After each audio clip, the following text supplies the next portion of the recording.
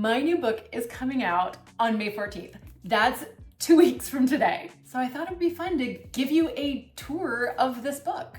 Let's go chapter by chapter, and I'll summarize the topics I cover in each chapter, what cool practical resources and tips are included in that chapter. Maybe I'll read a few bits here and there, all in the interest of helping you decide whether or not my book would be a good resource for you. So let's start with a broad overview.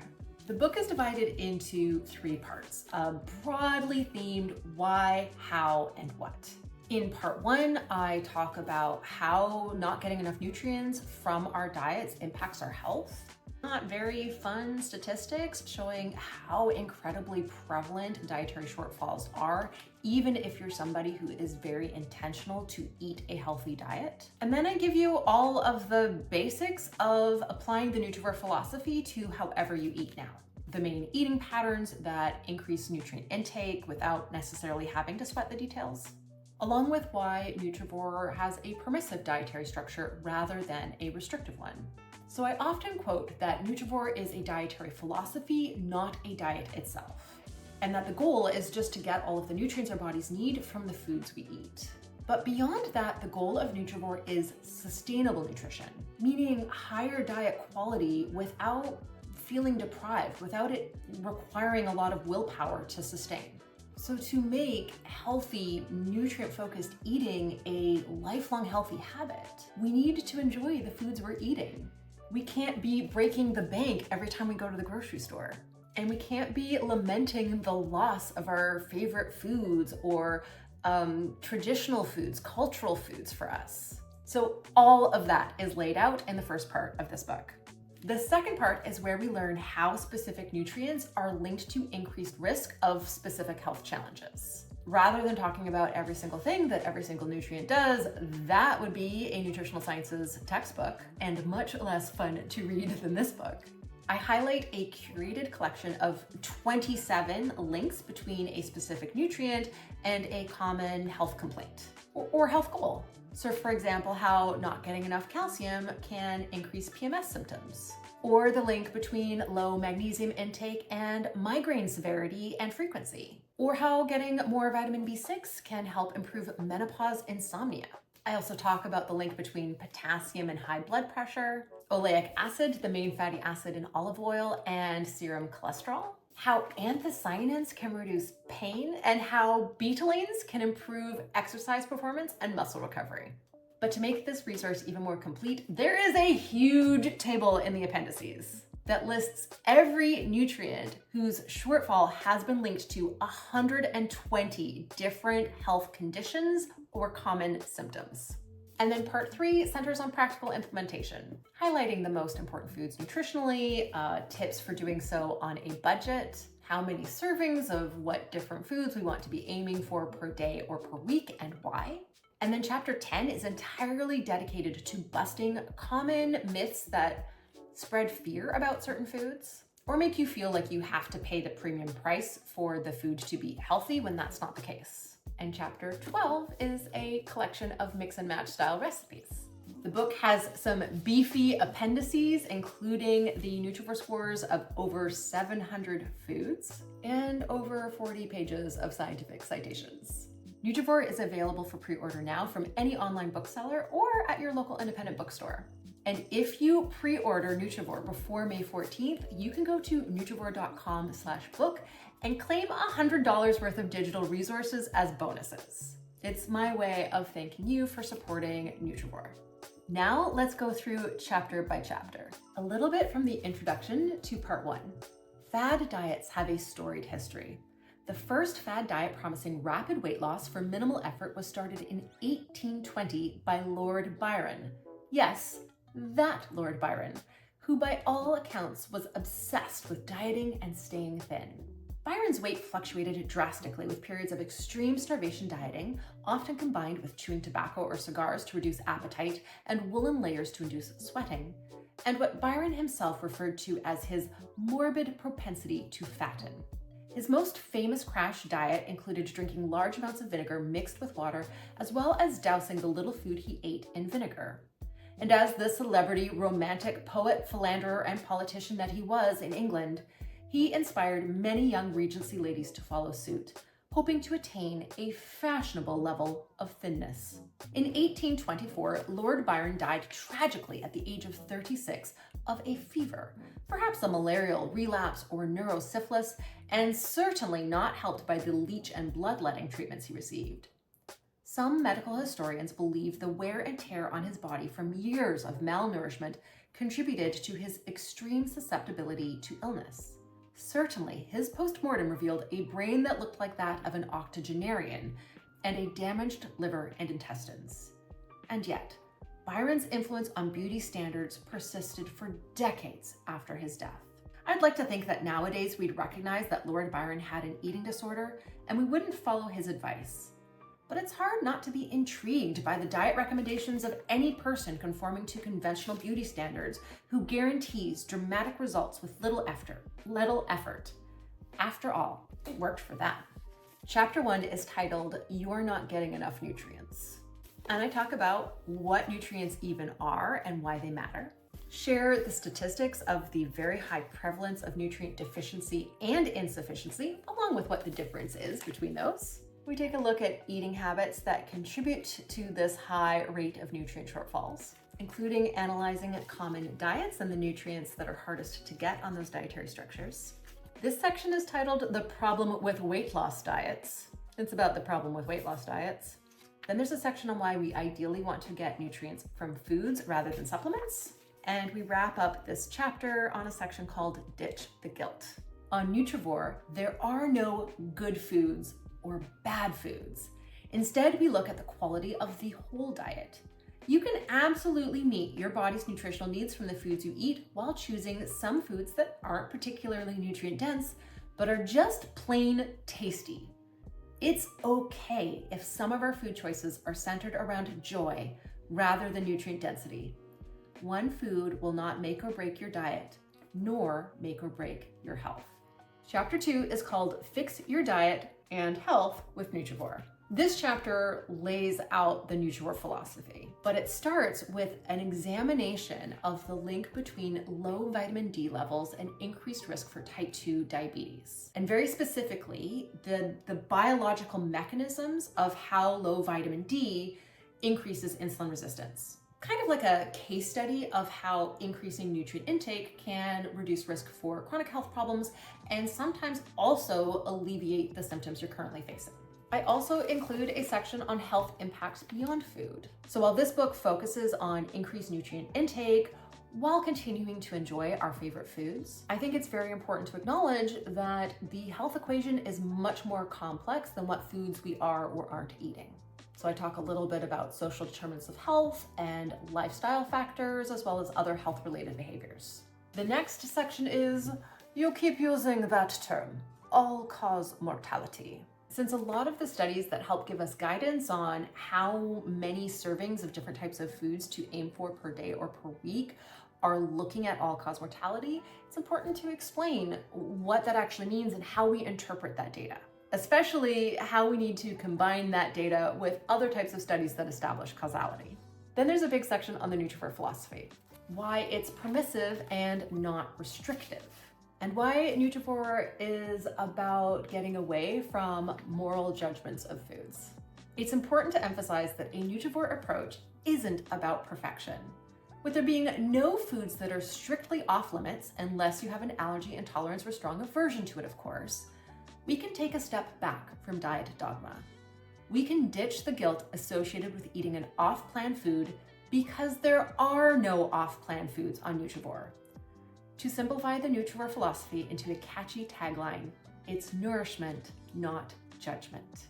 Then I talk about Nutrivore as a diet modifier and broad strokes how to apply the Nutrivore philosophy to your preferred diet if you have one. And then we wrap up on a section called Risk is a Volume Knob, Not a Light Switch, which I think is really important to understand when we are making changes to improve our health. Every slightly better choice counts, and one suboptimal choice does not destroy our progress. Chapter 3 is called The Nutrivore Score. I start by explaining the scientific backdrop for the Nutrivore score, the history of the definition of nutrient density, and the science of nutrient profiling. And then I talk a little bit about the actual Nutrivore score calculation. There's the mathematical formula. I talk about the data set, and then the fun stuff. The Nutrivore score is an amazing lens through which to view food, and the results are a surprise a minute. Without this calculation, who would have guessed that strawberries are about twice as nutrient dense as blueberries? Or that cantaloupe has about double the nutrients per calorie of honeydew? Who knew that iceberg lettuce was slightly more nutrient dense than artichokes, celery, and sockeye salmon? Or that beef liver and kale have about the same nutrient density? Who could have predicted that fennel and whitefish are equally nutrient dense? Or that dark meat turkey is more nutrient dense than light meat turkey? Or that the single most nutrient dense food is, wait for it, canned clam liquid? I then go on to explain how all of those different surprises actually come about in the calculation, and why some of those comparisons are not the right way to use the Nutrivore score.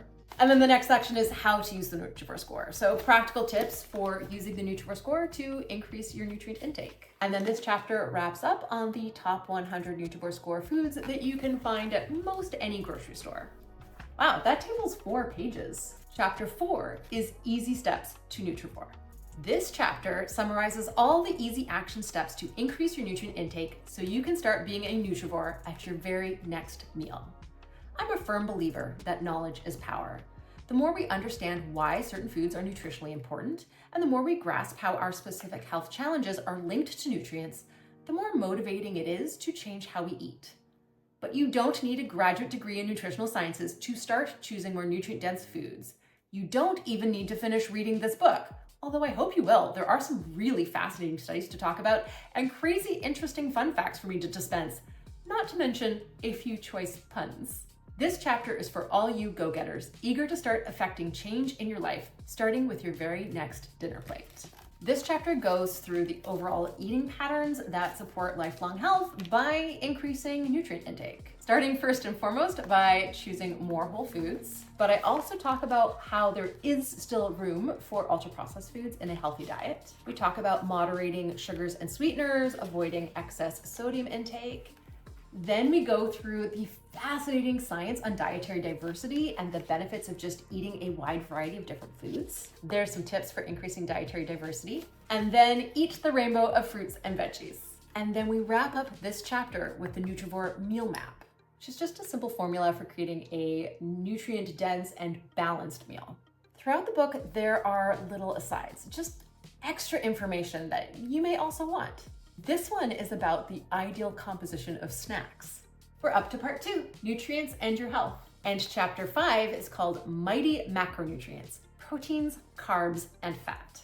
We start this chapter off with a fascinating look at the history of nutritional sciences and the discovery of protein as an essential nutrient. And then we go into a little Macronutrients 101. What is a protein? What is a carbohydrate? What is a fat, and why are these important? And then here, the real stars are macro building blocks. The most important thing to know about macronutrients is that they are not monolithic. Not all proteins, carbohydrates, and fats have the same effect on our health. In fact, the various amino acids, saccharides, and fatty acids that make up macronutrients have hundreds, if not thousands, of important roles in human biology beyond energy. So while it's typical to think of macronutrients simply in terms of energy and weight loss, the real magic is how specific macronutrients and their building blocks interact with our health at the cellular and molecular level. It's the small things these big things are made of that really matter. It would take several volumes to describe the details of all of these effects, and several vats of coffee to keep you awake long enough to read them. So for the rest of this chapter, I'll instead focus on a few select examinations of especially relevant health effects of specific macronutrient constituents. Through these examples, we'll build an appreciation for macronutrients beyond the typical low carb, low fat, and high protein diets to more fully understand how shifting our focus from macronutrient manipulation to macronutrient building blocks as important nutrients can benefit our health in innumerable ways. The next section is joint pain. Try eating more collagen. After that, the longevity vitamin isn't actually a vitamin, it's ergothioneine. Then gut health concerns, fantastic fiber and ferments. This one actually includes IBS, IBD, and diverticular disease. Next is the connection between oleic acid and cholesterol. Then fish for thought, looking at long-chain omega-3 acids and cognition and brain health. And then water is an essential nutrient too, so we look at the link between hydration and kidney stone risk. And then this chapter wraps up with an explanation for why balanced macronutrients, meaning the proportion of our diets that are made up of protein, fats, and carbohydrates, falls within the accepted macronutrient distribution ranges, is at least the default setting on Nutrivore. Also, throughout part 2 are tables highlighting the best food sources of specific nutrients. So this one is high fiber foods. And here's one on the ergothioneine of different foods, mostly mushrooms, because those are our best food sources of ergothioneine. Chapter 6 is called Magnificent Minerals.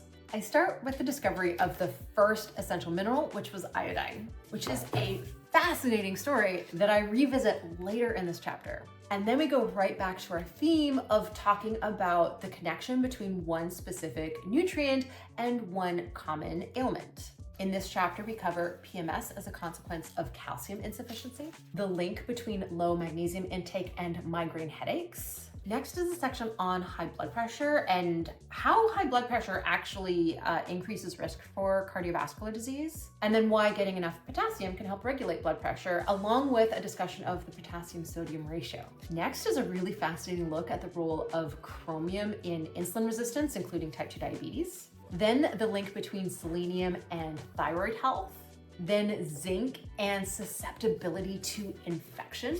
And then we revisit our story about the discovery of iodine. Because what happened after Coindet discovered that iodine was the constituent in burned sea sponge that was part of the Coventry remedy for treating goiter, is he created a tincture of iodine crystals dissolved in alcohol, and he treated people with goiters with this tincture. Remember the serendipitous discovery I shared at the beginning of this chapter that iodine is an essential mineral? In the 1820s, Coindet's successful treatment of goiter with iodine tinctures led to unrestrained enthusiasm for iodine as a purported therapeutic agent for many conditions. Yes, even prior to the age of the internet, unproven miracle cures went viral. But unlike celery juice, too much iodine is toxic, and the popularity of iodine therapy among Coindet stans led to overuse and symptoms of iodine toxicity like heart palpitations, tremors, and rapid weight loss. As a result, iodine therapy fell into disrepute. As iodine therapy went the way of MySpace, albeit 200 years earlier, other researchers, intrigued by Coindet's discovery, expanded our understanding of the role of iodine in thyroid health, eventually establishing both the recommended dietary allowance and tolerable upper limit for iodine.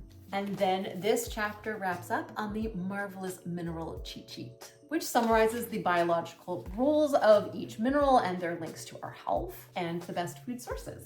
Chapter 7 is called Vital Vitamins. I start this chapter with some of the fascinating history behind the discovery of vitamin A, which takes place in post-revolution Paris in a precarious time of rampant poverty and easily incited riots, and during the year without summer, which was a 3-year-long volcanic winter. And then we continue with our part 2 theme of looking at the connection between one specific nutrient and one common health complaint. So we cover vitamin B6 for menopause, insomnia, and depression, vitamin B9, aka folate, for a healthy pregnancy. And then the next section is fatigued, forgetful, or foggy. You might need more vitamin B12.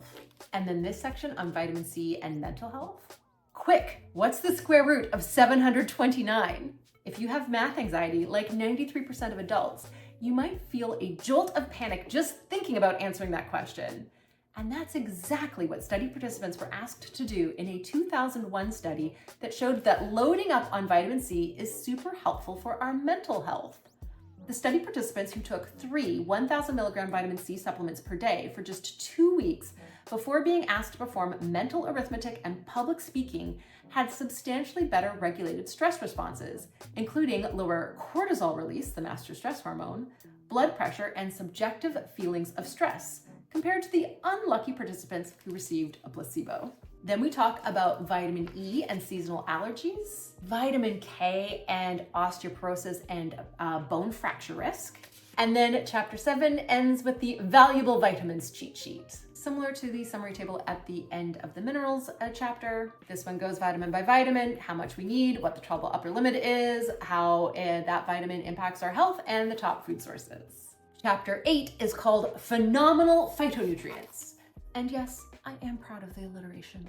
We start with talking about what actually even is a phytonutrient and how recently they were discovered. And then we continue on our theme of highlighting the connection. In this case, it's between a class of phytonutrients, so groups of phytonutrients that all have very similar biological activity, and one common health complaint. We start by looking at the link between chronic pain and anthocyanins, a type of polyphenol. Then we look at how catechins have been shown to reduce risk of various autoimmune diseases. Catechins are also a class of polyphenols. There's a fun little aside about coffee that I know you're going to want to read. Next, we look at how betalains in the beet family can improve exercise performance and muscle recovery, whether you are a trained athlete or you are just starting out. Then we look at how carotenoids, especially lutein and zeaxanthin, can improve vision and eye-related diseases. During the 1940 Blitzkrieg of London, the Royal Air Force was able to repel the German fighters during the citywide blackouts thanks to the development of a new secret radar technology. One RAF night fighter ace, John Cunningham, was nicknamed Cat's Eyes after he shot down 20 enemy planes, 19 of which were at night.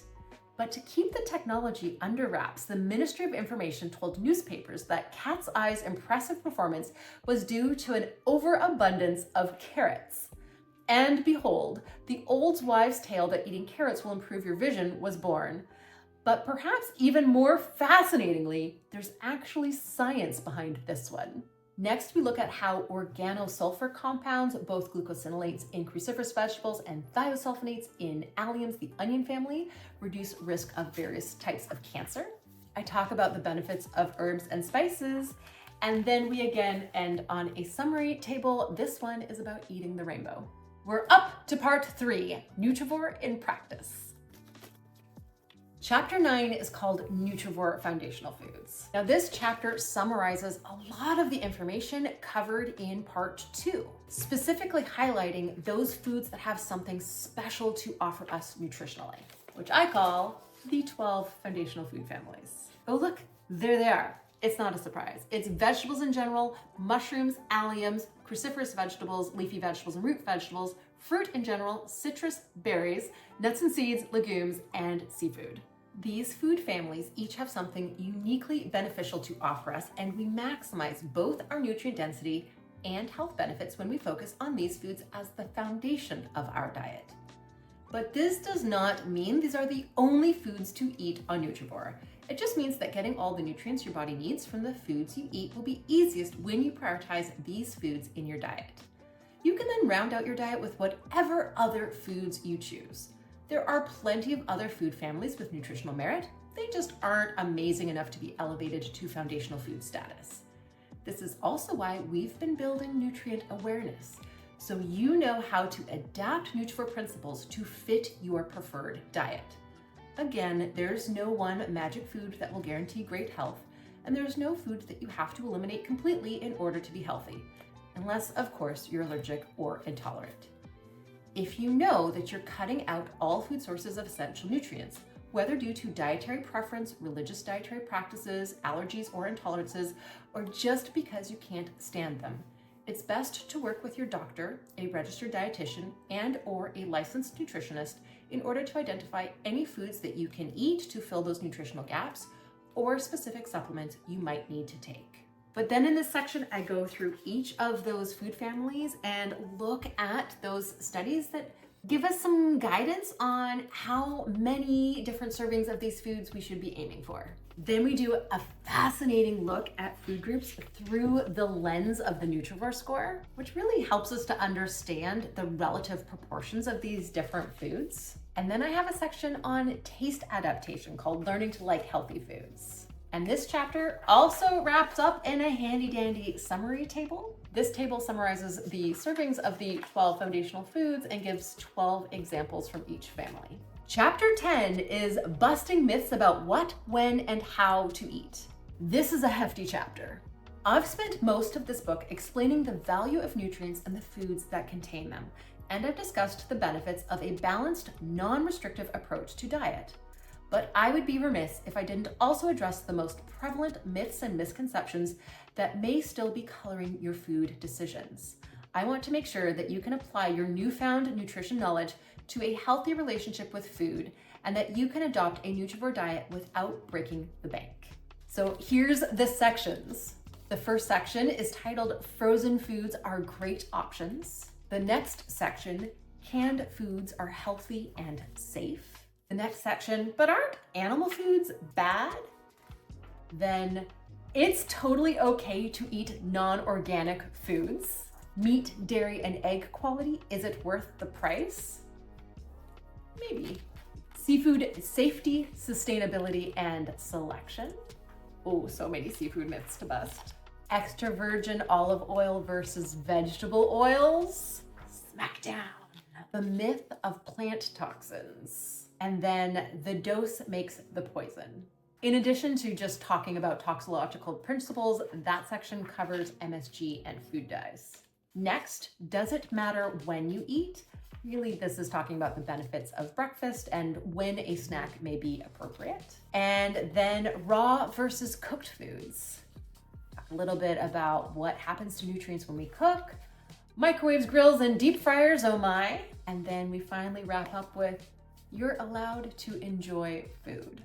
A fascinating look at a study that showed that when vegetables were made in tasty ways and presented as you're gonna like this, people ate more of them. Chapter 11, the penultimate chapter, applying Nutrivore principles. This one starts with the 8 easy steps to Nutrivore cheat sheet. Then the #1 way to be a Nutrivore, cook at home. But an important aside on tips for eating Nutrivore in a restaurant.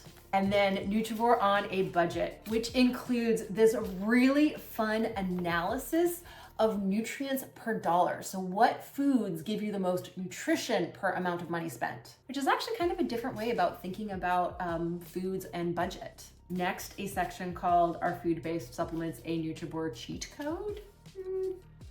Kinda, maybe, depends. And then we wrap up with the Nutrivore Weekly Serving Matrix, which pulls together pretty much everything in this book into one handy dandy visual guide, which also includes this really handy dandy cheat sheet of how much is a serving of different foods and what that visually looks like. The Nutrivore Weekly Serving Matrix makes it super easy to put the Nutrivore philosophy into practice, regardless of which dietary template you follow. It's quite simply a checklist to keep track of your daily and weekly servings of Nutrivore foundational foods using the targets established in Chapter 9, other foods known to improve health, and dietary diversity. The idea behind the Nutrivore Weekly Serving Matrix is to track the healthiest foods you eat, not every single thing you eat. Whenever you eat, check off every checkbox that applies for each component of your meal or snack. If a food doesn't fit a checkbox, you're still allowed to eat it, you just don't need to track it. You can use visual approximations to estimate serving sizes, so you don't need to weigh or measure anything. It takes me all of 30 seconds to fill mine out each meal, so this is a much easier way to keep track of your nutrient intake than any app or food journal. And then we wrap up on a section called Make Nutrivore a Habit. And here we are at the last chapter, Chapter 12, Nutrient-Dense Master Recipes. These are mix and match style recipes where you can choose your favorites from this list and then this list and this list. So you can cater these recipes to your own tastes, to the foods that you have easily available or what you already have at home, or you can specifically use them to help mix it up and increase that dietary diversity. There's a recipe for egg scellente frittata or egg muffins, a recipe for never boring breakfast hash, beyond basic breakfast smoothie, hearty any season soup, the perfect sandwich, dynamite dinner salad, sheet pan fish gremolata with veggies. It sounds fancy, but I promise it's really easy to make. Any day roast and veggies. Again, it sounds really challenging, but I promise it's really easy. DIY stir fry, slow cooker customizable carnitas. I really didn't think about saying those out loud when I was coming up with my alliterative titles. Sneaky veggie pasta, and then finally, totally great muffins. The way these recipes are laid out is ingredients that you're gonna need no matter what, all of your little categories for where you get to choose your own adventure, and sometimes there's a list of optional extra ingredients. Then you get instructions. A lot of these recipes include one or more tips, and then an example of one of my favorite variations of this recipe with its Nutrivore score. Each of these recipes have dozens of different variations. And then there's 15 nutrient-dense snack suggestions. And each one of these snack suggestions includes how much of each component, how to put it together, and the Nutrivore score for that snack. Each of these comes out to about 300 calories, give or take, so you could also combine any two of these and make it a meal. And that's it. That's what I cover in my book. But there's also some really beefy appendices. Appendix A is 17 tips for healthy and sustainable weight loss on Nutrivore, should that be a goal for you. Appendix B, the links between nutrients, diseases, and symptoms. Appendix C, food family average Nutrivore scores. Appendix D, alphabetical list of Nutrivore scores. And then there's all of the scientific citations. It's over 40 pages and a really helpful index. My new book, Nutrivore, comes out on May 14th, and you can pre-order from any online bookseller or your local independent bookstore. And when you pre-order, make sure to go to nutrivore.com/book to claim your pre-order bonuses. I'm giving $100 worth of complimentary digital resources for every pre-order because it's my way to thank you for your support of me, my work, and Nutrivore.